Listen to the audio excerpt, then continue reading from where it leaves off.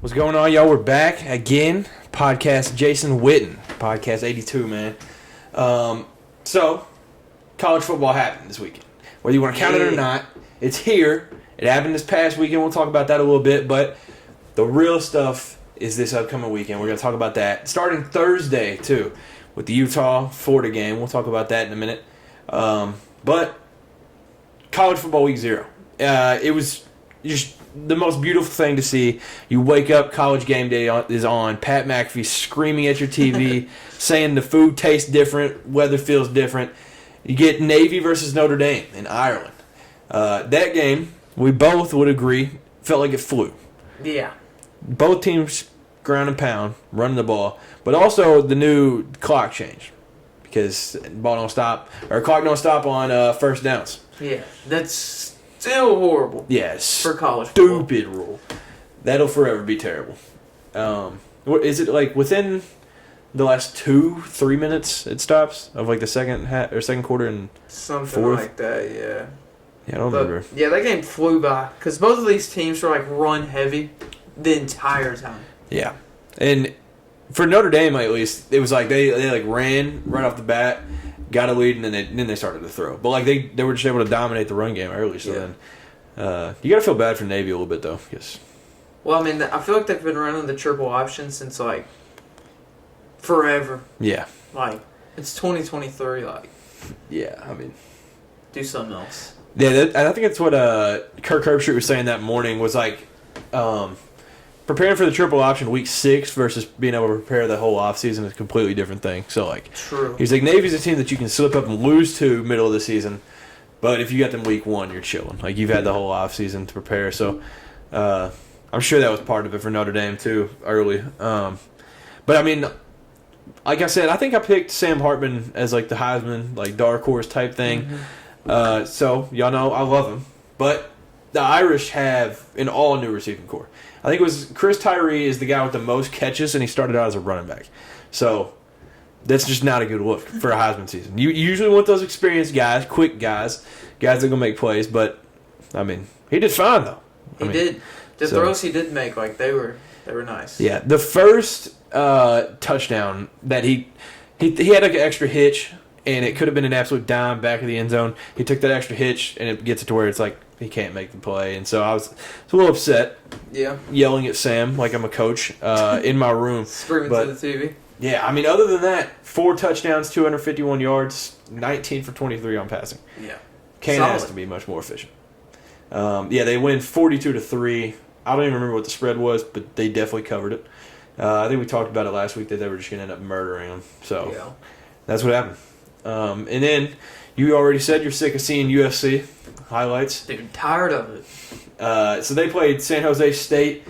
I think Cordero was the quarterback, transferred from Hawaii. He just went stupid. Yep. Literally looked like prime Patrick Mahomes. But, I mean, it was like close at halftime.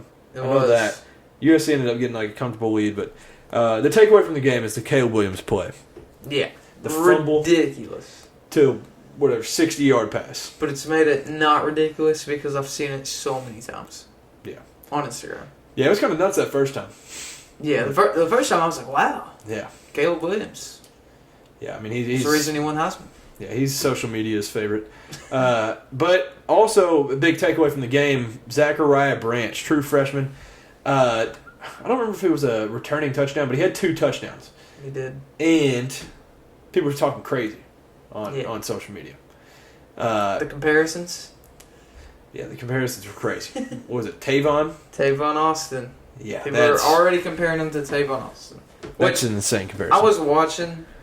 I did watch his highlights from that game like 2 or 3 times, and like I can kind of see it. Like I can see why people would say that. Yeah. Yeah, I mean, he balled out. And that was kind of the question with Jordan Addison leaving, who's going to step up. I think we've already got our answer. We found our guy. And, I mean, it'll be Malachi Nelson after him. He'll be there with him. So, I mean, it's just a great like look for USC, especially this early. And then the only other game that mattered, Vanderbilt, Hawaii. We talked about that one a little bit. Like, that was a close game. I mean, scoreboard obviously shows it 35-28. Vandy wins, but, man, Hawaii's a couple plays away from pulling that one I'm out. telling you, the 2 interceptions that they threw, if they don't throw those, different ball game. Yeah, and he was like unreal efficient. He had 3 passing touchdowns. He balled out. Yeah. And I mean, it's a lot better showing from last year because Vandy last year beat the brakes off of them in Hawaii. So I mean, they already stepped up, and I mean, yeah, it was a fun game to watch though. And the biggest things for Vandy this offseason so far, they've had the construction, and it is absolutely embarrassing to have the opposing team have the locker room that's just a tent. They're who's in charge here? Yeah, I think what's the AD doing? Yeah. Wait, when Georgia comes to town, you think Kirby's going to be ecstatic seeing that they get to go into a tent? This is the SEC. This is not some NAI D2 stuff. They're not even doing that. Yeah, they don't. Yeah, they get locker rooms. This is the that's Southeastern Conference. Man, yeah, it's just an embarrassing It's thing. just bad planning. Like who? Yeah. Yeah, no better time to start a construction site than August 24th. They said it's because they planned this. I don't know. I don't remember how much they said it cost, but like all this like renovation and like this huge building is supposed to be coming or something. I don't know, but it's crazy. Bad timing. Hey, look Bad good. look. Bad look for Vanderbilt. Yeah, very bad look.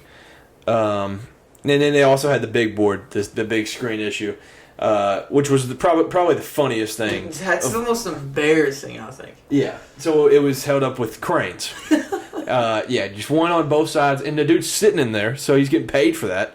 That is the easiest job in America. But the funniest part of it was they pop up like lightning or like thunder or whatever. That is on a huge piece of metal floating in the air, held up by metal. And that's what we're gonna pull up. So thunder and lightning warning on there. They're like, bad weather. We're gonna have to delay the game or something. That's just a crazy thing to put on that screen. So that was wild. But threw it off. Vandy gets a W. I mean, they run the East right now. Hey, 1-0, top. They're first place. And I mean, hey, we'll see where they're at the end of the season. I didn't really see anything like. I watched this game, of course, because I wanted to see Vanderbilt and kind of scout them a little bit. I didn't really see anything that was like crazy. Like it was still kind of like in Vanderbilt still. Yeah, I think it's just like obviously they ran the ball very, very well last year, but they did get Will Shepherd back, which is like an insane pull for Vandy. They had to throw a bag at him, and then AJ Swan coming back after a true freshman year, like he was good last year. So I think there's a lot of potential, but yeah, that game just didn't show. I didn't see anything that was like, man, I'm nervous. Yeah, Vanderbilt, wow. Yeah, I mean after an insane 5-win season last year. But no, I'm excited. I think they'll get a couple wins. We'll talk about their record. Yeah. So yeah, with that being said, we talked about it last week. SEC is what we know the most about. So we're gonna talk about that more. Gonna be a little biased. We talk about all college football, but SEC season predictions. We did this last year. For the most part, very accurate. A&M might have messed it up a little bit last year. But I think they messed up everybody's predictions because, Desmond Howard had him in the playoff. Yeah. At least we didn't do that. So, with that being said, we'll start out with the East, and we'll start out with Vandy. So, we'll do Vanderbilt. Who do you have them beating, losing to? What record do you got for them? All right. I have Vanderbilt beating. I'll go ahead and tell you their W's. I got them beating, obviously Hawaii. Alabama A&M, UNLV, and kind of a little shocker, I haven't beaten Missouri, so that'll give them an overall record of 4-8 this season. Yeah, and I've got Vandy sticking to their normal roots, 3-9. They already have the win against Hawaii, but then they beat Alabama A&M and UNLV, which is a random game at UNLV is unreal. But yeah, 3-9 for them. Okay, what about Missouri? Missouri, I have them actually being right under Vanderbilt at 3-9. I got them winning against South Dakota, Mid Tennessee State, and Memphis. Yeah, so I have them 5-7. W's versus South Dakota, Middle Tennessee State, Memphis, Vanderbilt, and Florida. Hey, I like that last one. A little upset there. A little upset on Florida. Okay. And next, we'll get into your favorite team in the East, South Carolina. Great. No, I actually have them bowl eligible. They're going 7-5. I got losses to Georgia, Tennessee. Get our league back this year, hopefully. Texas A&M, Kentucky, and losing to Clemson.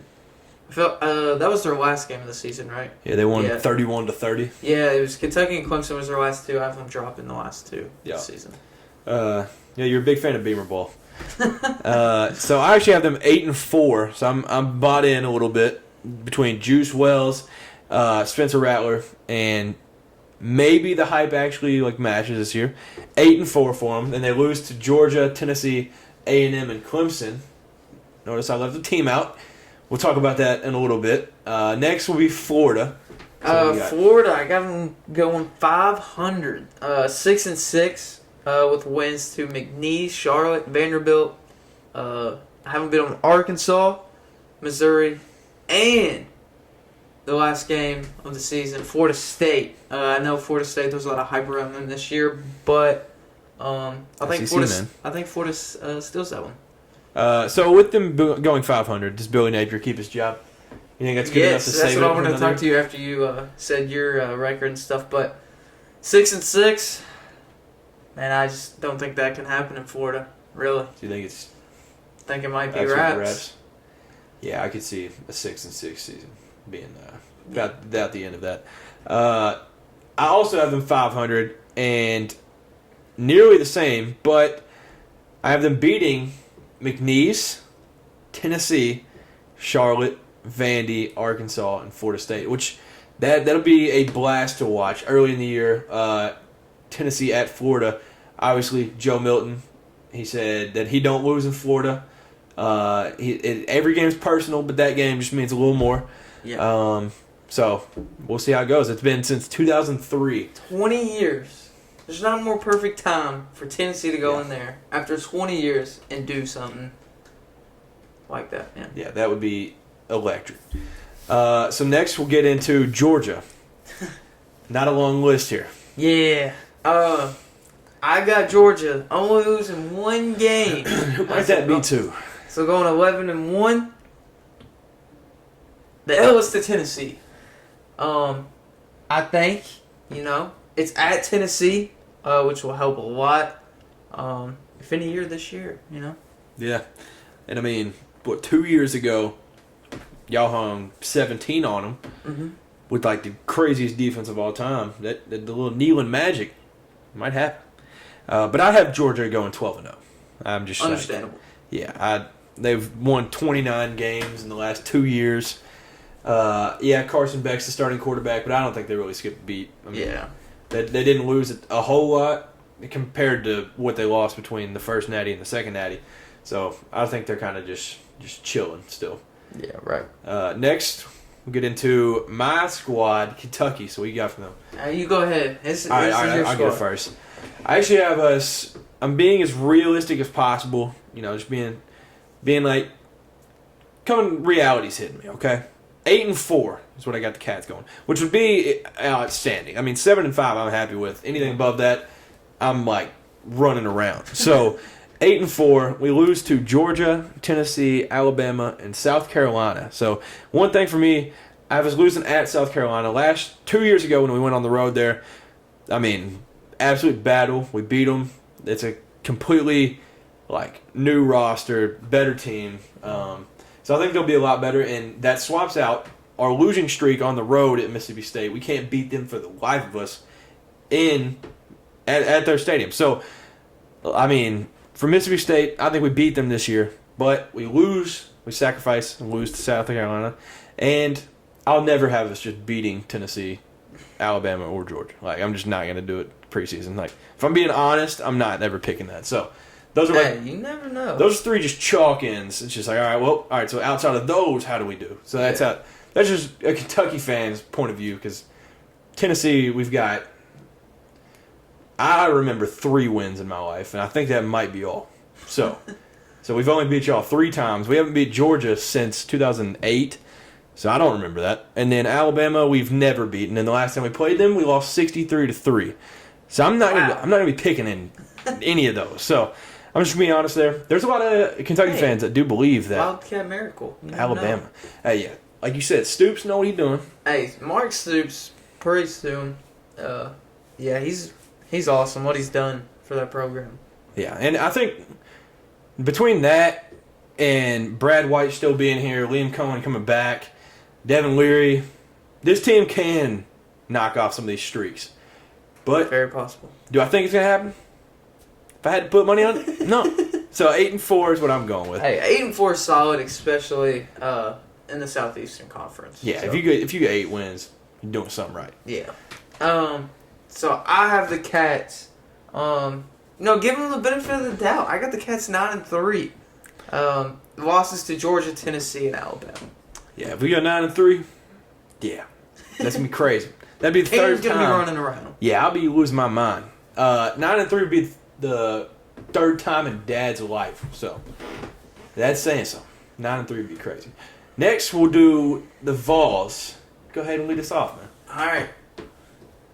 What I would love to see, I would be running around. Yeah, 11-1. crazy. The only loss is to Alabama. Last year, wow, what a game. That's all you can say. Yeah. Wow. Can we do it again? Yes, I think we are very capable of doing it again. But Alabama is a very consistent, well-rounded team always.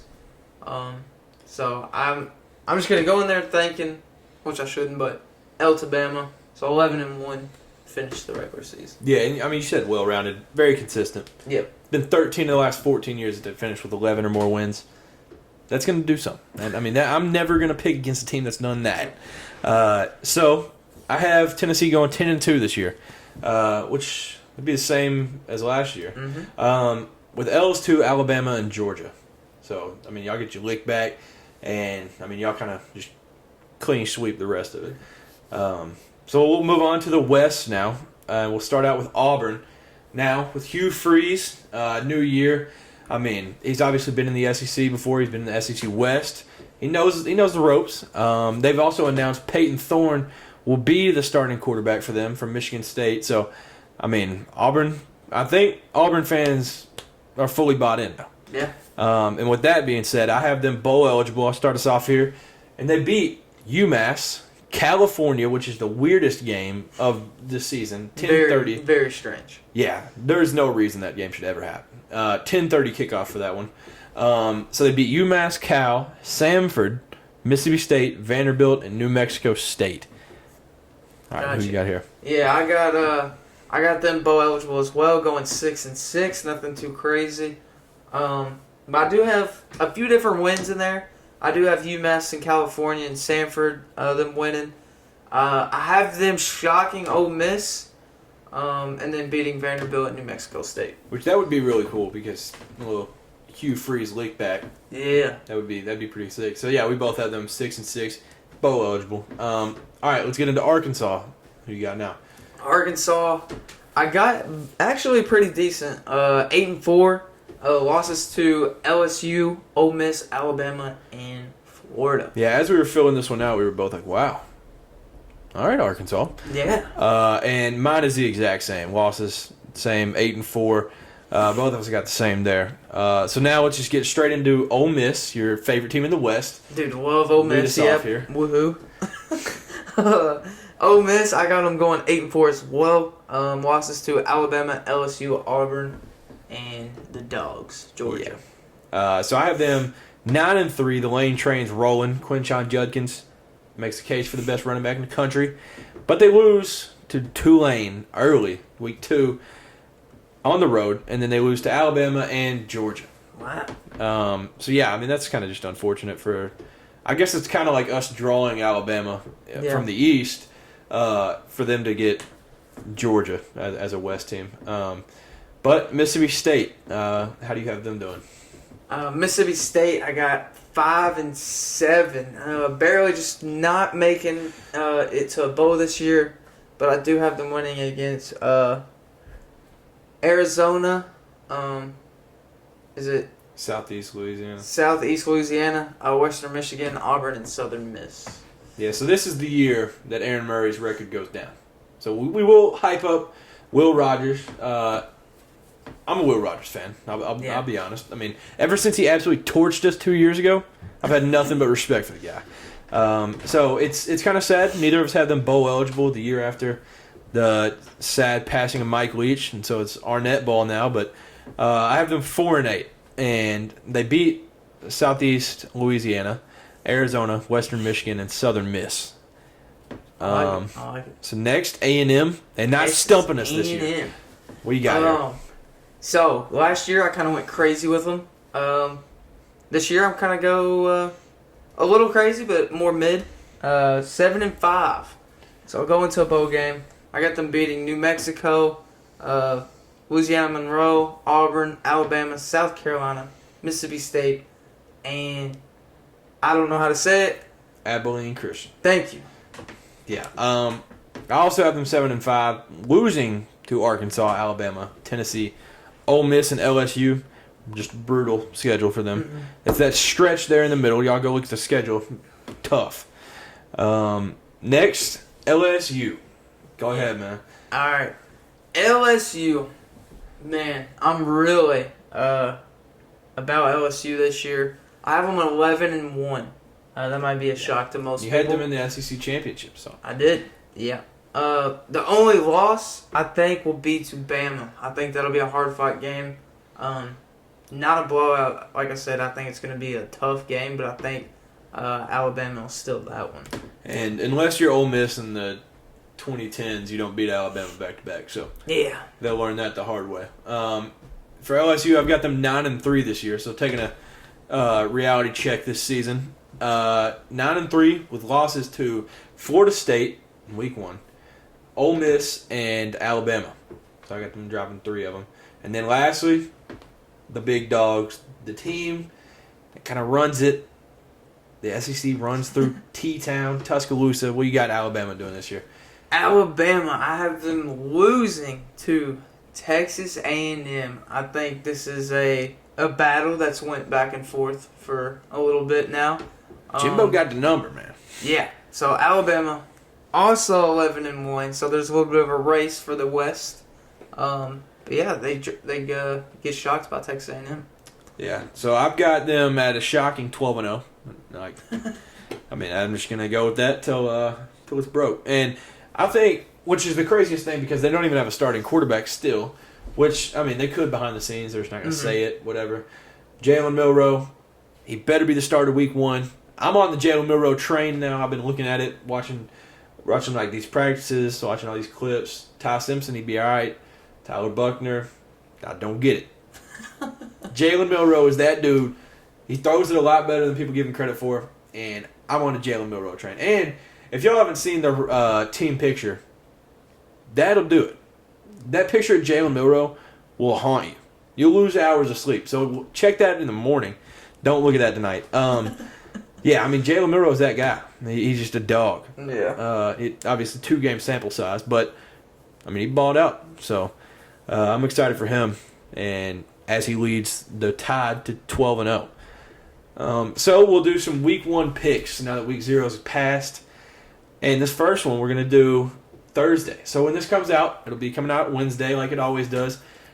The next day, it is week 1 eve. True college football is here. We got the game that started all games last year, Florida versus Utah. Florida on the road at number 14 Utah. Florida don't got Anthony Richardson. They don't got that guy no more. So I'm going with Utah, man. Utah wins 31-17 at home. Yeah, I definitely agree. Losing Anthony Richardson, that was kind of their athlete. I'm not even going to say quarterback. That was their athlete. That was their football player. Yeah, that was their football player, their go-to. They're missing that. They're missing that piece, and I think that's going to hurt them in week 1. So I got Utah 28-21. I'm excited to see Graham Mertz in this one, too. Graham Mertz obviously transferred from Wisconsin. You either absolutely love Graham Mertz or you hate him. Now, I'm just sitting right here in the middle. I don't know. So we're going to see right off the bat. Tough game starting off the season. And then where College Game Day is headed on Saturday. Number 21, North Carolina versus South Carolina in Charlotte. Awesome. Duke's Mayo Bowl. I got South Carolina win this one in a shootout, 45-38. Yeah. I have the Gamecocks as well, South Carolina, but I have them 24-13. Yeah, no, I think South Carolina needs this one. Yeah. They got to, because all this offseason hype every single year, they've got to come out. They can't lay an egg week one. And on that stage, like Beamer, you got to show up. Yeah, and Spencer Rattler, he's built for that. Like, he had QB1 in high school, Oklahoma, all these Heisman talk. Is where you got to shine. Whooping up on the Vols last year. Yeah, he was doing this on live television. So, I mean, yeah, this is where he's got to ball out. Like, this is where you prove who you really are. Then we've got West Virginia versus number 7 Penn State, which is just weird, but I feel like it works. I got Penn State 34-10. Yeah, Penn State 45-21. Yeah, I think this might be Neil Brown's last year in West Virginia. So, yeah. But they did show. I don't know. So last year they wore those Country Roads uniforms for the Backyard Brawl versus Pitt, and they released the new ones for this year. I don't know if they're wearing them this game or the Backyard Brawl, which is like week 3 or 4, but they released them and they're sick. Yeah. Next we'll go out west. Boise State versus number 10 Washington. Obviously Michael Penix, one of the most hyped up quarterbacks, RG3's favorite quarterback ever, it seems like. Yeah. But, I mean, this is where he starts the Heisman campaign if he's going to. And I got him doing well. I got Washington winning 34-24, kind of close, but I think they get it done.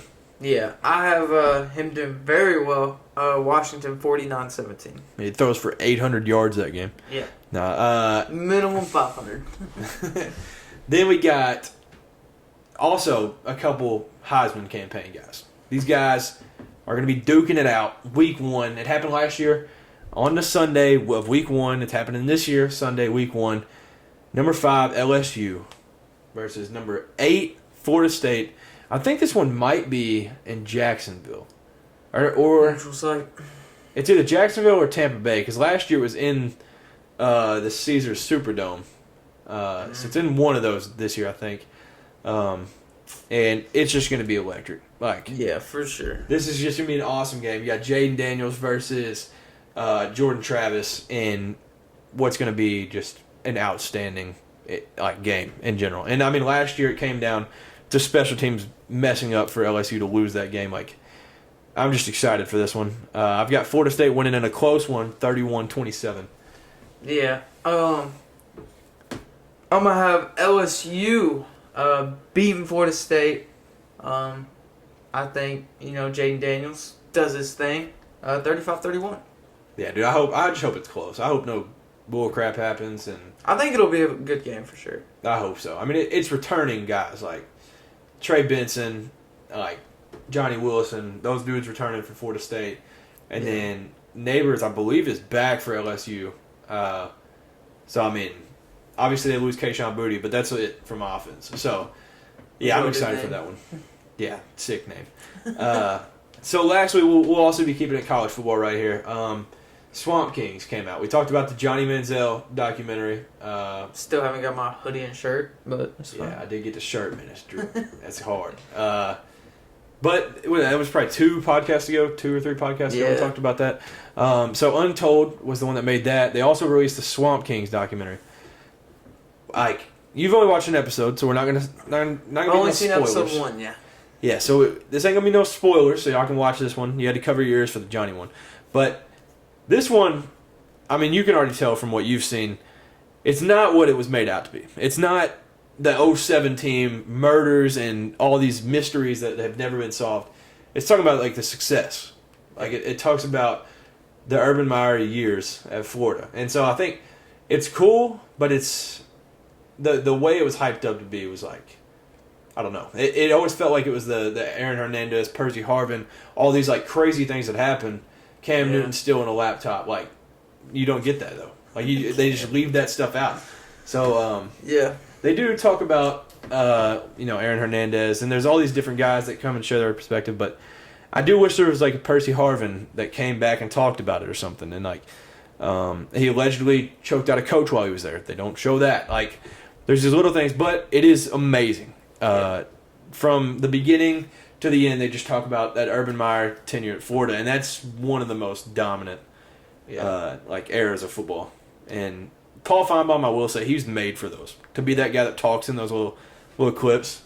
So he does good with that. But yeah, I like how they did that. They kind of kept the drama and what everybody thought it was out, and just made it strictly football and gave you the insight of like what actually it was, kind of. yeah, because obviously people were like, "Oh, that's stupid. They leave out all this," and like, Yeah, there's a lot of people like upset. yeah, a lot of Like, people were mad about it. People were angry that they were like, "Dude, we already know like what happened. They win the net," but they go in the locker room. They go in the like detail that you don't get to see other than this. So, highly recommend. I binged it. It was 3 hours to watch it all. So if y'all have time for that, highly recommend. They have Brandon Seiler, which is a name that I had completely forgot about. He talks a ton in it. Brandon Spikes talks. Brandon James, Major Wright, Ahmad Black, and obviously Tim Tebow talks a ton. Urban Meyer too. Like those are the guys that sit down and just let it all out. Like and it's just amazing. They called it Gaines Vegas. Obviously, they show that in the trailer, but it's just it shows a little bit of that background. But if you're a true football fan and you want to know about that era, like there's not a better documentary to watch about it. I actually ranked it number 2 all time for mine, even though people hated it for some reason. I had it 1A and 1B, The Last Dance and Swamp Kings. So, I mean, it's just awesome. Hopefully next podcast I can give my full review after I finish the next 3 episodes. Yeah, well, I mean, we'll do the full spoiler in the next one. But, dude, yeah, that just from 06 to 09, that those Florida teams were ridiculous. And I'm a diehard Kentucky fan, have been since birth, but they had me getting Florida stuff. They had me getting Florida fatheads. Like, Tim Tebow is my favorite athlete of all time, and he's kind of a rival. So, like, those teams were just a blast. They kind of took over football, and they just screamed 2000s SEC football. Yeah. Just some dogs. So, yeah, that documentary is just outstanding. And I told you, towards the end, it gets a little bit sad, just because there's a lot of what could have been, some health stuff. Like you'll see it, no spoiler there, but man, the end's a little touching. Yeah. But so we'll talk about that one once you're able to finish that one up. So yeah, I guess that'll do it. You got any last things before Week football? 1 of college football is here. It's awesome. Catch me not doing anything else on Saturday. Yeah. Catch me not doing crap. House to myself, I will be watching college football all day long. Yeah. I mean, you got to wake up, no matter what time you go to bed on a Friday night, you got to wake up like 11. Yep. Watch College Game Day, see all the picks, see the celebrity guest host, and as soon as noon hits, don't move a muscle the whole day. Yeah. Probably going to make a good meal like that and just eat throughout the day. Yep. And then if you got to pee, just pee there. Like, I mean, might as well. Yep. Like, there's no point in moving. It's college football. Adult diaper. Dude. It's coming. Yeah, that might be a necessity for football season.